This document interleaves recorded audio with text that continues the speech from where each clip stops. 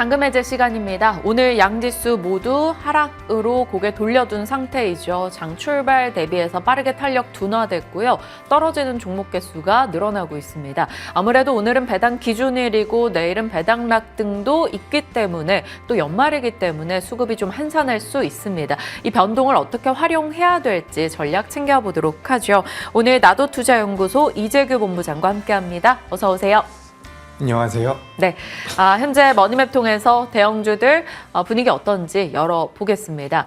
오늘 코스닥 쪽에서는 벌써 하락 종목 개수가 1000개 넘어가고 있고요. 대형주도 뚜렷한 방향 없이 보합권 진행되고 있습니다. 삼성전자는 그래도 외국인 매수 유입되면서 0.5% 상승권에서 버텨주고 있고요. 2차전지 쪽 오늘 전반이 하락불 켜고 있습니다. 에코프로비엠, SK이노베이션 등 떨어지는 모습 포착되네요. 그 밖에 제약 바이오 쪽 시세가 그래도 괜찮습니다. 셀트리온을 필두로 해서 유한양행, 한미약품 등 굵직한 제약주들도 같이 올라가고 있죠. JP모건 헬스케어 컨퍼런스 등의 일정도 있고 비만 당뇨 치료제 관련한 모멘텀 등도 최근에 관심을 받으면서 오름세에 포착되고 있습니다. 자, 전반적으로 방어 섹터만 오늘 좀 버텨주는 형국이고요. 나머지는 조금 잠잠하게 진행됩니다. 전략 챙겨보죠. 여러 이제 종목군에 대한 질문을 준비하다가 그래도 게임주 얘기는 듣고자 넣어봤습니다. 지난 금요일에 주요 게임사들의 한 10% 정도씩 급락이 나왔단 말이죠. 중국에서 게임 산업 규제에 대한 얘기를 꺼냈는데 그 바로 다음 날 주말경에 어느 정도 업계와 소통을 하겠다라며 다시 한번 좀 완화적인 뉘앙스를 내놓고 외자 판호도 국내에서 일부 얻었습니다. 게임주 오늘 반등을 주긴 했는데 어떤 전략을 펴야 될까요? 네, 말씀하신 것처럼 게임주 같은 경우는 악재가 좀 나왔죠. 중국 쪽에서 어쨌든 온라인 게임에 대한 규제를 하겠다라는 내용이 나왔는데 이제 우리나라 게임주들의 주가 흐름 자체를 본다면 이 가상화폐 쪽과 연동이 돼서 움직였었던 기업들은 상승폭이 굉장히 컸고 그 외의 기업들 같은 경우는 상승폭이 많이 나오진 않았었던 상황입니다. 물론 크래프톤 같은 경우는 저점대에서 많이 올라왔지만 전반적으로 게임주들이 상승폭이 미비했었던 상황이기 때문에 지난주 조정 같은 경우는 분명히 우리 게임주에다가는 어느 정도 부담을 주긴 하겠지만 일단 바닥권에 전반적으로 놓여 있다라고 생각을 하고 있습니다. 그리고 이제 이 중국 쪽에서 계속해서 규제를 진행하고 있었던 상황이기 때문에 사실 특별한 추가적인 하락을 유발할 만큼의 악재는 아니라고 보고 있습니다. 그리고 외자 판호 관련되어 있는 부분들도 이제 시장에서 어느 정도 부각이 되고 있는데 우리나라 게임주들 기준으로 해서 이제 중국 쪽에 대한 모멘텀을 분명히 가지고 있고 중국 쪽에 진출하게 되면 매출이 늘어나긴 하지만 지금 현재 상황에서는 중국 쪽에 대한 매출이 생각보다 많이 나오지 않고 있는 상황입니다. 그렇기 때문에 어떻게 보면 그 영향은 이제 좀 제한적일 가능성이 높다라고 보는 거죠. 그래서 이제 저는 이 내용 자체는 이제 제한적일 가능성이 높다라고 보는데 주가의 흐름 같은 경우는 지금 시장에서 어느 정도 외면받고 있는 상황이기 때문에 조금 계속해서 이제 늘어질 가능성이 높다라고 보고 있습니다. 그래서 지금 당장에는 시장에서 게임주들보다는 좀 더 탄력적으로 움직일 수 있는 자금이 유입될 수 있는 업종군을 좀 선별해서 공략해보는 게 낫지 않을까 이렇게 의견 드려보도록 하겠습니다. 네. 좋습니다. 게임주에 대한 코멘트까지 받아봤고요. 저희 ASR 종목들 좀 짚어보겠습니다. 먼저 SK바이오팜 11월 14일에 말씀 주셨고 좋은 시세 기록하고 있습니다. 오늘 시가 기준으로도 10% 수익권이고요. 오늘장에서도 3% 정도 오름세입니다.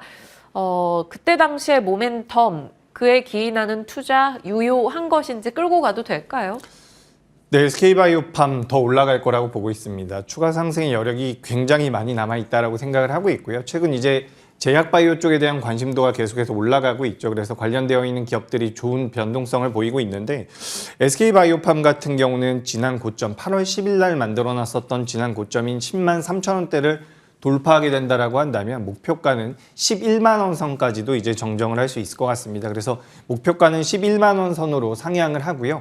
SK바이오팜 같은 경우는 당시에 소개드렸었던 것처럼 이 뇌전증 신약에 관련되어 있는 모멘텀이 있습니다.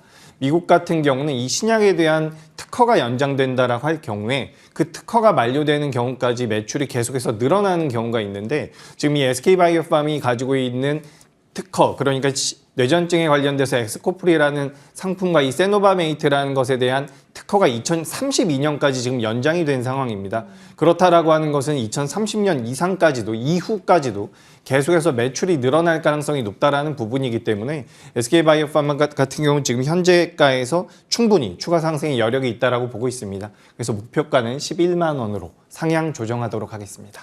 SK바이오팜 말씀 주시고 좋은 시세 기록하고 있습니다. 뇌전증 치료제 관련한 모멘텀 그때도 얘기해 주셨고 목표가는 좀 더 올려주셨네요. 11만 원 기억해 볼게요. 그리고 지난주 종목이죠. 이 종목 아이센스 해보겠습니다. 혈당기 관련해서 건보 적용에 대한 기대감이 일부 좀 나왔어요. 그러면서 지난 금요일에도 분위기가 나쁘지 않았는데 오늘 한 1% 정도 오름권입니다. 아이센스 더 끌고 갈까요? 그렇죠. 제가 지난주에 말씀드렸었던 기업이 두 기업이 있었습니다. 아이센스와 메커스였는데 메커스 같은 경우도 목표가를 바로 터치를 했죠. 그리고 아이센스 같은 경우도 제가 지정드린 목표가까지 지금 올라와 있는 상황인데 방금 전에 말씀하셨던 것처럼 이 혈당 측정 장비 건강보험료 적용에 관련돼서 검토가 진행된다라는 내용이 나오면서 시장에서 한 번 더 부각이 됐습니다. 근데 아이센스 같은 경우는 워낙 주가 흐름이 견고하게 나오고 있다라고 생각을 하고 있어요. 그렇기 때문에 저는 추가 상승의 가능성이 굉장히 높다라고 보고 있고요. 최근에 이제 우리나라 시장이 연말에서 연초로 들어가고 있는 과정인데 이런 구간에서는 또 중소형주들이 좋은 시세를 내는 경우가 굉장히 많습니다. 그렇기 때문에 아이센스 같은 경우도 목표가는 3만 원대로 상향 조정 의견 드리도록 하겠습니다. 아이센스 역시나 단기간에 좋은 시세 기록했는데 추가적으로 목표가를 올려보겠다라고 의견 주셨습니다. 흐름 놓고 지켜보도록 하겠습니다. 자, 이제 오늘 본부장님의 종목은 무엇인지 열어보죠. 첫 번째 종목 확인합니다. 잠깐 이제 해보면 펨트론. 검사 장비계 다크호스. 많은 분들이 펩트론 헷갈리시는데 펩트론은 비만 당뇨 쪽이고요. 펨트론은 검사 장비 쪽입니다. 반도체 2차 전지 쪽 검사 장비로 알고 있는데 시세는 펩트론이 훨씬 좋았단 말이죠. 이름 비슷한 종목으로 놓고 그쵸. 보면. 근데 펨트론 지금 어떤 면을 좋게 보시는지요? 네, 펨트론 같은 경우는 이제 후공정 쪽에 대한 메리트가 부각될 가능성이 굉장히 높은 기업이라고 보고 있습니다. 우리나라가 이제 반도체 산업 전반적으로 본다라고 한다면 전공정 쪽에 대한 메리트가 원래 좀 더 컸었던 구조를 가지고 있었어요. 근데 이번에 HBM이라든지 온디바이스 AI라든지 이쪽이 부각이 되면서 후공정 쪽에 대한 관심도가 굉장히 많이 높아졌죠. 근데 이 펨트론 같은 경우는 이제 후공정 쪽에 장비를 4개나 개발을 한 상황입니다. 그래서 이제 제우스라고 하는 와이어 본딩, 그리고 마스라고 하는 메모리 모듈과 관련되어 있는 부분, 그리고 아폴론이라고 하는 패키징, 그리고 웨이퍼 소잉, 웨이퍼를 자르는 부분까지도 이제 장비가 4개가 만들어져 있는 상황인데 이 장비들에 대한 매출이 계속해서 늘어날 가능성이 높다라고 보고 있습니다. 모두 다 우리 시청자분들께서 잘 알고 계시겠지만 지금 2024년도에 반도체 업황에 대한 기대감이 굉장히 크죠. 글로벌 반도체 시장이 2024년도에 10% 이상 성장을 한다라고 이야기를 하고 있습니다. 그런 부분들도 있고 우리나라 같은 경우도 전년 동기 대비해서 지금 12월 달에 반도체와 관련되어 있는 수출 부분이 작년 동기 대비해서 20% 가까이 늘어나고 있는 이런 상황들을 우리가 고려해 봤을 때 2024년도에 반도체 업황에 대한 기대감은 계속해서 유효한 상태에서 거기서 후공정 쪽에 대한 집중도가 좀 늘어날 가능성이 높다라고 보고 있습니다. 그렇게 된다라고 한다면 지금 펨트론이 개발을 해서 납품을 하고 있는 이 4가지의 장비가 시장에서 어느 정도 매출을 만들어낼 가능성이 높다라고 보고 있고 그렇다라고 한다면 실적적인 부분에서 도움이 될 가능성이 굉장히 높다라고 보는 부분이기 때문에 네. 펨트론 관심 있게 보셔야 될 것 같습니다. 네. 첫 번째 포인트 4가지 검사 장비를 갖췄다라는 점을 살펴봤고요. 두 번째 포인트 열어보겠습니다. SMT, 무언가의 약자일 텐데 제가 생각할 땐 여의도에 SMT 라운지라는 중식당이 있어요. 그 생각 문득 나긴 하는데 당연히 그건 아니겠죠. SMT는 검사 장비 이름일까요? 요거는 이제 표면에 그 부품을 장착하는 기술을 뜻합니다. 아하. 표면 실장 기술이라고 하는데 이제 우리가 PCB 같은 거에다가 부품을 이렇게 붙이는 거라고 생각을 하시면 됩니다. 그 기술, 납땜하는 기술이라고 생각을 하시면 되는데 그쪽에 대한 매출이 원래 굉장히 높은 기업이라고 보시면 됩니다. 그래서 도포 상태를 검사하는 장비라든지 이런 부분들이 이 SMT 공정별로 이제 장비를 많이 가지고 있는 기업이다라고 보시면 될 것 같습니다. 그래서 현재까지는 이 SMT 쪽에 대한 매출이 굉장히 큰 기업이라고 보시면 돼요. 그런데 말씀드렸던 것처럼 반도체 장비를 개발을 해서 납품을 한다는 부분이 앞으로 부각이 될 수가 있는 부분이고 그리고 원래 매출이 매출이 많이 나왔었던 이 SMT 쪽에서도 원래는 이제 스마트폰 쪽에 많은 기술을 사용했었던 상황이고 매출이 많았었던 부분인데 앞으로 스마트폰에서 전장 쪽이라든지 이 사업 영역의 확장 자체가 진행될 가능성이 높다라고 보고 있습니다. 네. 그렇다라고 한다면 뭐 앞서 말씀드렸었던 그런 반도체 쪽에 대한 성장성이 있고요. 그리고 SMT라고 하고 있는 현재 매출이 잘 나오고 있는 쪽에서의 뭐 캐파 확장 같은 가능성도 굉장히 높기 때문에 이런 부분들이 이제 주 포인트가 될 수 있을 것이다. 이렇게 말씀드리도록 하겠습니다. 납도포와 장착 부품을 3D 기술을 이용해서 이 정밀 측정 검사 장비로 이제 그 기술력을 승화시키는 SMT 검사 장비 얘기해 주셨습니다. 다음 포인트 곧장 잡아보도록 할게요. 지금 시장에서 언제나 반도체와 2차 전지 교집합 종목들은 한 번씩 관심을 받기 마련인데 역시 마찬가지인 것 같습니다. 2차 전지 쪽 검사 장비도 지금 하고 있죠. 그렇죠. 2차 전지 관련돼서도 이제 모멘텀이 막 불어나고 있는 상황입니다. 지금 시장에서 이제 2차 전지 관련주들이 좋은 시세를 내진 못하고 있지만 2차 전지향 자동 검사 장비를 이미 수주를 한 상황이에요. 그래서 네. 리드탭과 관련되어 있는 생산 제조업체에서 이제 자동 검사 장비를 수주를 받은 상황인데 이런 일련의 과정들을 우리가 좀 살펴본다라고 한다면 이 펜트론 같은 경우는 이 검사 장비 쪽에 대한 굉장히 특화가 되어 있다라고 보시면 좋을 것 같습니다. 그래서 큰 흐름에서 봤을 때는 지금 2차 전지 쪽에 대한 매출이 아직까지는 크진 않은 상황이에요. 그래서 우리가 반대로 생각을 해보면 2차 전지 쪽에 대한 매출이 굉장히 크게 불어날 가능성도 높다라는 거죠. 그렇기 때문에 반도체 쪽과 SMT 쪽 그리고 이 2차 전지 쪽에 대한 메리트가 전반적으로 부각될 가능성이 높다라고 보고 있습니다. 현재 SMT 쪽에서 77%의 매출이 나오고 있고요. 반도체 21%, 2차 전지 2%인데 2차 전지향 매출 같은 경우도 늘어날 수밖에 없다라고 보고 있는 상황입니다. 업황과는 관계가 없이 계속해서 늘어날 가능성이 높다라고 보고 있고 2024년도에 반도체 그리고 SMT 같은 경우도 계속해서 안정적인 매출이 나올 가능성이 높기 때문에 펜트론, 지금 펩트론에 비해서는 주가 흐름이 상대적으로 더디게 나오고 있지만 그래도 현재 구간에서 어느 정도 저항대를 넘어서면서 정배열 구간으로 다시 들어가고 있는 상황이기 때문에 여기서는 관심이 꼭 좀 필요하다라고 보고 있으니까 우리 시청자분들께서도 관심을 가져보셨으면 좋겠고요. 네. 시가총액 역시 2천억이 좀 안 되고 있는 상황입니다. 그렇기 때문에 변동성이 나온다라고 한다면 단기간에 강한 시세도 나올 수 있기 때문에 이 부분 염두하시면 도움이 될 것 같습니다. 9월경부터 해서 시장과 같이 조금 미끌렸다가 12월 들어서 힘내고 있습니다. 주요 이평선을 다 뚫고 올라간 상황이고요. 18,000원대 거래가 되는데 목표가 어떻게 잡을까요? 목표가 같은 경우는 펜트론의 경우 현재 18,240원대에서 거래가 되고 있거든요. 18,240원대에서 거래가 되고 있는데 목표가는 제가 너무 높게 잡진 않도록 하겠습니다. 목표가는 21,000원. 그리고 손절가 같은 경우는 15,200원으로 의견 드려보도록 하겠습니다. 네, 손절 라인과 목표가 같이 잡아주셨으니까요. 펩트론을 따라잡을 수 있도록 잘 가주길 바라보겠습니다. 첫 번째 종목이었고요. 두 번째 종목 열어보겠습니다. 네오팜, 민간 피부 전문 화장품 회사다라고 포인트 던져주셨어요. 투자 포인트 가보겠습니다.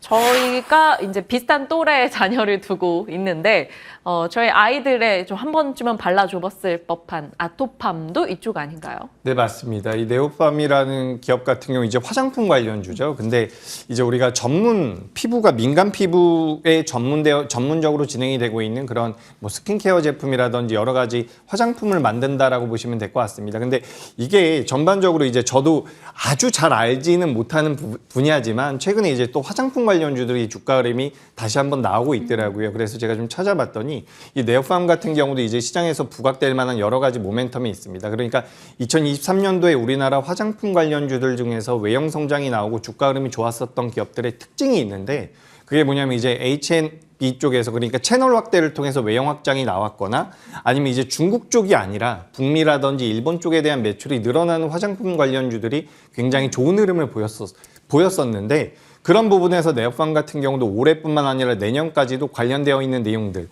보시면 이제 H&B라든지 수출 중심의 성장이 앞으로 지속될 가능성이 굉장히 높다라고 보고 있습니다.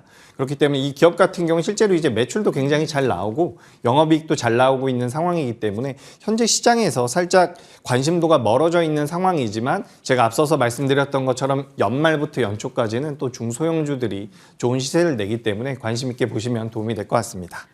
화장품 산업으로의 진입 장벽이 굉장히 낮아진 것 같아요. 그러니까 정말 많은 이들이 뛰어들었고 다양한 브랜드가 등장했고 그거를 말씀하신 대로 뭐 올리브영 같은 채널로 빠르게 퍼져나가니까 이제 그 중에서 이제 좋은 브랜드들이 뜨기 시작하는 거죠. 그게 올해 이제 화장품 트렌드였는데 내년도는 이 트렌드가 유지될지 궁금합니다. 어떨 것 같으세요? 네, 굉장히 잘 유지가 될 거라고 생각을 하고 있습니다. 그리고 말씀드렸던 것처럼 이 네오팜 같은 경우는 다른 화장품 업체들과는 좀 달라요. 그 진입 장벽이 어떻게 보면 굉장히 높을 수도 있는 부분을 지금 영위하고 있기 때문에 네. 좀 메리트가 있다라고 보고요. 그 네오팜이라는 기업이 가지고 있는 브랜드가 이런 식으로 아토팜이나 리얼베리어 그리고 더마비 같은 것들이 있는데 이게 민감 피부 전문 아닌가요? 그렇죠. 그래서 이게 일반적인 화장품과는 좀 결이 다를 수 있다라고 생각을 하시면 좋을 것 같습니다. 근데 여기에 대한 단점이 한 가지가 있었어요. 그게 뭐냐면 어쨌든 우리나라라는 내수 시장을만을 공략한다라고 한다면 규모가 제한적일 수가 있었던 부분이죠. 근데 계속해서 이제 외형 성장을 하면서 해외의 오프라인 매장이라든지 그리고 이제 해외 진출을 통해 가지고 매출이 계속해서 늘어나고 있다라는 부분입니다. 그래서 실제로 보시면 온라인, 오프라인 수출 홈쇼핑 계속해서 올라오고 있는 부분인데 2024년도까지도 실적이 좋아질 가능성이 높다라고 보고 있습니다. 그래서 온라인 비중이 좀 줄어드는 것은 다른 쪽에 대한 비중이 늘어난다. 뭐 이렇게 생각을 해보시면 도움이 될 것 같습니다. 네. 주가 흐름 보면 상반기 괜찮았고요. 하반기 조정이 있긴 했으나 어느 정도 그 부분을 많이 회복해 나가고 있습니다. 나름 견조했다라고 볼 수 있는데 이 중국 공략 포인트와 함께 가격 설정까지 같이 해주시죠. 네, 지금 이 기업 같은 경우는 앞서 말씀드렸던 것처럼 뭐 오프라인 매장이라든지 그리고 원래 우리나라 화장품 관련주들이 중국 쪽에 대한 영향을 굉장히 많이 받죠. 근데 올해 같은 경우는 이제 일본 쪽에 대한 매출이라든지 북미 쪽에 대한 매출이 큰 화장품 기업들이 좋은 주가 흐름을 보였었는데 이 회사 같은 경우도 일단 일본이라든지 북미 쪽에 대한 외형 성장이 2024년도에 공격적으로 진행될 가능성이 굉장히 높습니다. 그리고 뭐 태국이라든지 인도네시아 쪽에 대한 확장도 진행이 되고 있는데 이제 키워드가 중국인 것은 이제 중국 쪽에서도 실제로 매출이 잡히기 시작을 한다라는 거죠. 그래서 중국 쪽이 아닌 다른 나라에서의 매출이 늘어나는 것이 올해의 트렌드였다라고 하더라도 중국 시장을 공략한다라는 것이 이 회사의 있어서 단점이 될 이유는 전혀 없습니다. 그렇기 때문에 실제로 이제 제로이드라는 것이 중국 쪽에서 허가를 받았다라고 해요. 내년에는 그에 따른 매출이 잡힐 가능성이 높기 때문에 주가 상승의 모멘텀이 하나 더 생겼다라고 보시면 좋을 것 같습니다. 지금 주가가 26,000원대에서 거래가 되고 있는데 네. 목표가 같은 경우는 제가 조금 높여서 잡도록 하겠습니다. 지금 목표가를 3만 원대로 제가 좀 의견을 드려볼게요. 목표가는 3만 원으로 목표가는 28,500원. 28,500원으로. 그죠? 일단 좀 제가 타이트하게 한 10%대로 잡고요. 28,500원. 손절가는 22,000원으로 의견 드리도록 하겠습니다. 28,500원 목표 라인 잡아주셨고 손절가 22,000원 기억해 보겠습니다. 최근 들어 외국인 기관의 매수도 좀 같이 유입되고 있는 네오팜인데 앞으로의 시세 기대해 보도록 하겠습니다. 자, 두 종목과 시장 종목들 또 AS까지 받아봤습니다. 이재규 본부장과 함께했네요. 고맙습니다.